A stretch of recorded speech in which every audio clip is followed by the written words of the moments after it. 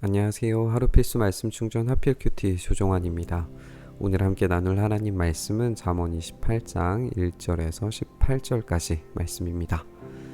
악인은 뒤쫓는 사람이 없어도 달아나지만 의인은 사자처럼 담대하다라고 이야기를 합니다.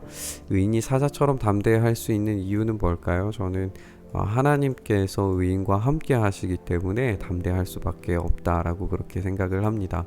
하나님이 주시는 함께 하시는 그 용감함, 그 담대함이 우리 안에도 있었으면 좋겠습니다.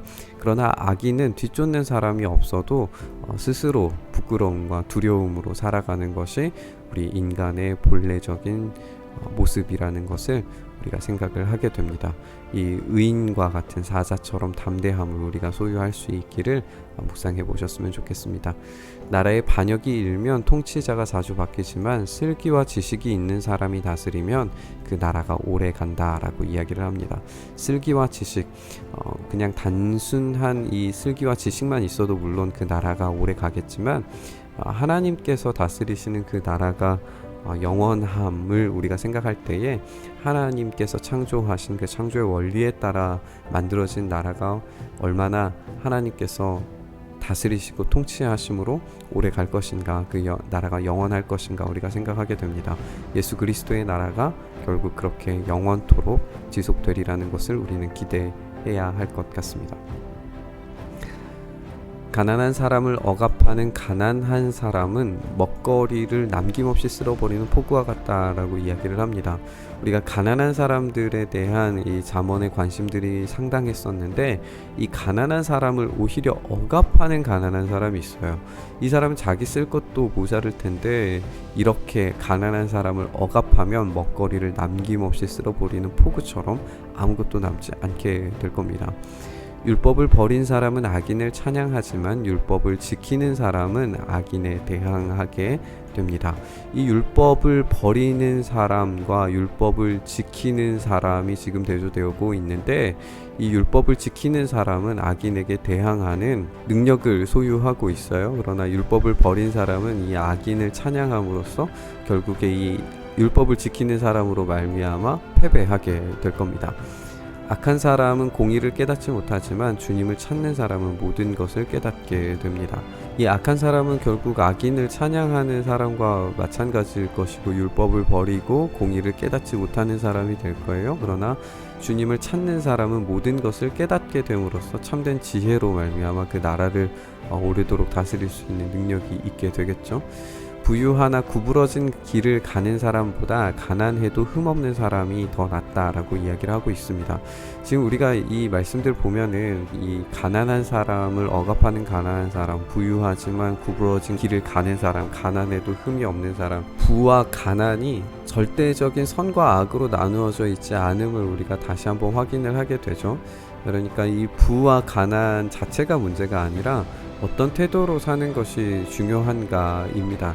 가난한 사람을 억압하는 가난한 사람은 스스로 악에 빠지게 되는 것이고 부유함에도 잘못된 구부러진 길을 가는 사람도 결국에는 이 악으로 빠지게 되는데 가난해도 흠없이 사는 사람은 이 사람들보다 훨씬 나은 상태로 살아가게 되겠죠. 이렇게 어떤 태도로 이 물질을 대하느냐가 참 중요합니다. 그때의 잠언의 많은 부분에서 우리에게 가르친 바대로 우리는 나누어 주는 삶을 사는 것이 적절한 하나님 창조 원리에 따라 사는 것임을 우리가 알게 되고 이 가난한 사람들도 마찬가지로 이런 나눌 수 있는 베품의 여지가 분명히 있어야 된다는 것도 은연중에 우리가 좀 한번 생각해 봤으면 좋겠습니다. 슬기로운 아들은 율법을 지키지만 먹기를 탐하는 사람들과 어울리는 아들은 아버지에게 욕을 돌리기 뿐입니다. 그래서 슬기로운 아들은 율법을 지키고 먹기를 탐하는 사람들과 어울리는 아들은 아버지에게 욕을 돌린다라고 이렇게 되어져 있어요. 높은 이자로 재산을 늘리는 것은 마침내 가난한 사람들에게 은혜로 베풀어질 재산을 쌓아두는 것이다 라고 이야기를 하고 있어요. 지금 여기에서 높은 이자라고 하는 것도 이스라엘 백성들은 이 고리대를 해서는 안 됩니다. 하나님께서 이 고리대를 율법적으로 하지 못하도록 하셨는데 높은 이자로 재산을 늘리는 것은 가난한 사람들에게 베풀어질 재산을 빼앗고 착취하는 것이에요. 그렇기 때문에 이런 사람들은 율법을 버린 사람들이고 이 악한 공의를 깨닫지 못한 자들일 뿐만 아니라 먹기를 탐하는 자들과 어울리는 아들이 될 뿐입니다. 그래서 이들에게 가해지는 심판은 분명할 겁니다. 그렇기 때문에 우리는 이 물질을 가난한 자들에게 은혜로 베풀어질 재산으로 소유하고 나누어 주는 것이 중요하다는 것으로 우리 반대로 생각해서 반대의 잠언으로 우리가 받아들였으면 좋겠습니다. 귀를 돌리고 율법을 듣지 않으면 그의 기도마저 역겹게 된다라고 이야기를 하고 있어요. 율법에 순종하지 않는데 바라는 기도는 탐욕스럽게 이루어진다면 그 기도는 매우 역겨운 것이 되겠죠. 정직한 사람을 나쁜 길로 유인하는 사람은 자기가 판 함정에 빠지게 되겠지만 흠 없이 사는 사람은 복을 받게 될 겁니다. 부자가 자기 보기에는 지혜롭지만 가난하지만 슬기로운 사람은 그 사람의 속을 꿰뚫어 본다라고 이야기를 하고 있어요. 그래서 이 부자가 자기 보기에는 지혜로운 것, 이것은 이제 교만을 상징하는 그런 표현들이었는데, 부자가 스스로 지혜롭다라고 말하는 어떤 이런 교만 가운데 빠져 있을 때에 가난하지만 슬기로운 사람은 그 사람 속을 꿰뚫어 보는데, 그것이 결국에는 가난한 사람들에게 은혜로 베풀어질 재산을 탐욕적으로 바라보는 눈일 수 있다는 생각을 우리가 가지게 됩니다. 그래서 이 부자는 결국 탐욕스러운 삶의 태도에서 벗어나지 못해서 가난하지만 슬기로운 사람에 의해서 그들이 정죄당하게 되는 것을 우리가 보게 될 겁니다. 정직한 사람이 이기면 많은 사람이 축하하지만 악인이 일어나면 사람들이 숨는다라고 이야기를 하고 있고요. 자기 죄를 숨기는 사람은 잘 되지 못하지만 죄를 자백하고 그것을 끊어버리는 사람은 불쌍히 여김을 받게 됩니다. 자기 죄를 숨기는 사람은 결국 내 안에 잘못이 없다라고 포장하는 사람이고 그렇게 교만함을 드러내는 사람이 되겠지만, 죄를 자백하는 사람은 자기의 있는 모습 그대로를 나타내기 때문에 겸손의 자리로 지금 내려가는 것으로 우리가 보게 될 수 있을 것 같아요.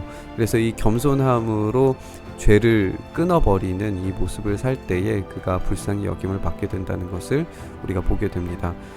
늘 두려워하는 마음으로 사는 사람은 복을 받지만 마음이 완고한 사람은 재앙에 빠지게 됩니다. 가난한 백성을 억누르는 악한 통치자는 울부짖는 사자고 굶주린 곰처럼 파괴적인 일들을 하고 맙니다. 쓸기가 모자라는 통치자는 억압만을 일삼지만 부정한 이득을 미워하는 통치자는 오래도록 살 것이다 라고 이야기를 하고 있어요. 가난한 백성을 억누르는 악한 통치자와 슬기가 모자라는 통치자가 함께 연결되는 것 같고, 억압을 일삼는 것과 울부짖는 사자, 굶주린 곰과 함께 연결이 되는 것 같아요. 이 부정한 이득을 미워하는 통치자가 있는데, 이 부정한 이득을 미워하는 통치자는 오래도록 살 것이다 라고 이야기를 하고 있습니다. 반대로 생각하면 가난한 백성을 억누르고 악한 통치를 일삼고 울부짖는 사자, 굶주린 곰, 억압을 일삼는 이 슬기가 모자라는 통치자는 단명하게 될 거라는 거죠. 오래도록 살지 못하고 하나님의 심판으로 말미암아 단명하게 되리라는 이야기입니다. 그들은 사냥당할 수밖에 없는 존재인 거죠. 사람을 죽인 사람은 함정으로 달려가는 것이니 아무도 그를 막지 말아야 된다라고 이야기를 하고 있고요. 흠없이 사는 사람은 구원을 받을 것이지만 그릇된 길을 따라가는 사람은 언젠가는 넘어지고야 만다라고 이야기를 하고 있습니다. 사람을 죽인 사람은 함정으로 달려가기 때문에 결국에 하나님께서 만들어 놓으신 그 함정에 빠져서 그들 스스로의 파괴에 빠지게 될 겁니다. 그를 막지 말아야 돼요. 흠 없이 사는 사람은 그렇게 구원을 받게 되겠지만 그릇된 길을 가는 사람은 한번 넘어짐으로 말미암아서 이들을 막지 않았을 때 하나님의 심판이 그들에게 임하리라는 것을 우리가 알게 됩니다.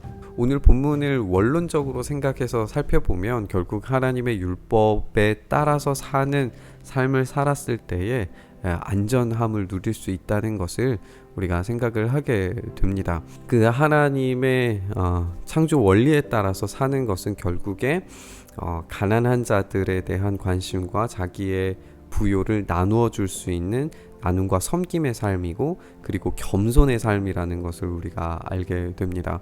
그 겸손과 섬김으로 백성들을 다스리고 통치할 때에 오래도록 살게 됨과 하나님께서 복 주시는 것을 얻게 되겠지만, 이 자기 탐욕으로 만족하면서 살아가는 그런 사람들은 결국 하나님께서 심판하심을 보게 됩니다. 그래서 우리가 이 하나님의 율법에 따라서 사는 것이 참된 지혜의 삶이고, 그 지혜가 하나님의 창조 원리이고, 그 창조 원리에 따라서 살아가는 삶이 진짜 복된 삶이라고 하는 것을 다시금 우리에게 강조하면서 알려주고 있습니다.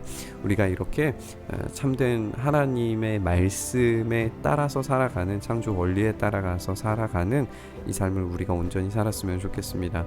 그래서 우리가 하나님의 보호하심과 안전함에서 살아갈 수 있도록 하나님께서 그렇게 지켜주심으로 정말 사자와 같은 담대함으로 이 세상 살아갈 수 있는 우리 모두가 되었으면 좋겠습니다. 하나님, 그렇게 우리가 하나님께서 우리에게 주신 율법에 따라서 온전하고 순전하게 살아가게 하시고, 그로 말미암아 우리가 사자와 같은 담대함으로 하나님께서 주신 이 인생을 복되고 참되게 주님께서 주시는 그 풍요로움에 합당하게 살아갈 수 있도록 은혜 더하여 주시옵소서. 그렇게 우리가 담대함을 가지고 세상 가운데 살아가서 승리하게 하시기를 간절히 소망하며 우리 주님 예수 그리스도의 이름으로 기도드리옵나이다. 아멘.